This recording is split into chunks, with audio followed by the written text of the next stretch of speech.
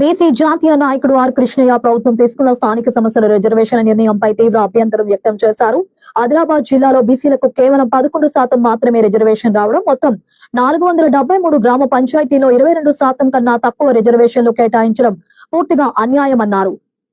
హేతుబద్ధత లేకుండా రిజర్వేషన్లు కేటాయించడంతో బీసీ వర్గాలపై భారీ స్థాయిలో వివక్ష పడిందని విమర్శలు వెల్లువెత్తుతున్నాయని తెలిపారు. పేరుకే 23% రిజర్వేషన్లు ఇచ్చినట్లు చూపించినా అసలు కేటాయింపు 10 నుంచి 18% మధ్య ఉండి బీసీలకు తీవ్ర నష్టం కలిగించిందని కృష్ణయ్య ఆరోపించారు.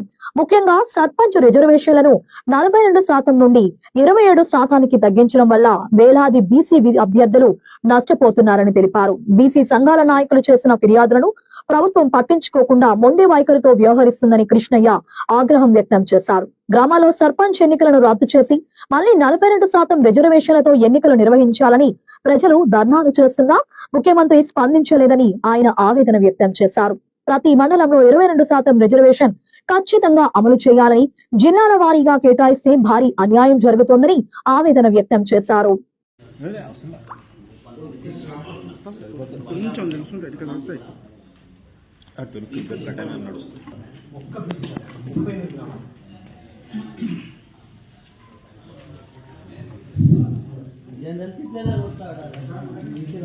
మనం ఎట్లా ఎప్పుడైనా మనం కొట్లాడాలి, మన ఒట్టు మనం వేసుకోవాలి కాదా.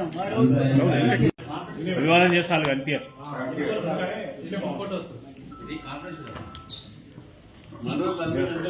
భుజన ఒక్క నిమిషం నిలబడి మాట్లాడమని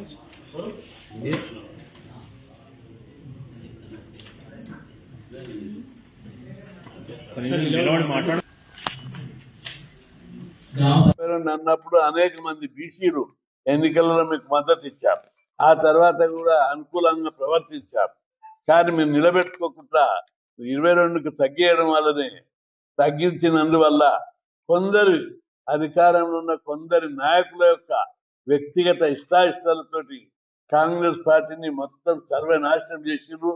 అందుకే దాని ఫలితం తప్పనిసరి వచ్చే ఎన్నికల్లో అనుభవిస్తారని చెప్పి హెచ్చరిస్తున్నాం.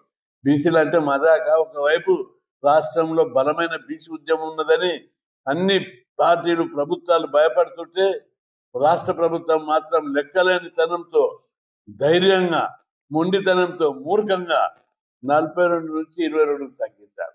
ఏం చేస్తారనే ధీమా ఉంది. ఏం చేస్తారనేది ఇప్పుడు తెలియదు మీకు, ఎన్నికలు అప్పుడు తెలుస్తుంది. మిమ్మల్ని రెస్ట్ తీసుకోమని కూర్చుని పెడితే మీరు అక్రమంగా సంపాదించిన డబ్బును లెక్క పెట్టుకుంటా రియల్ ఎస్టేట్ కు పరిమితం చేస్తారు. అప్పుడు తెలుస్తుంది. అప్పటిదాకా మీకు అర్థం కాదు. ఈ వైఖరి మార్చుకోవాలని చెప్పి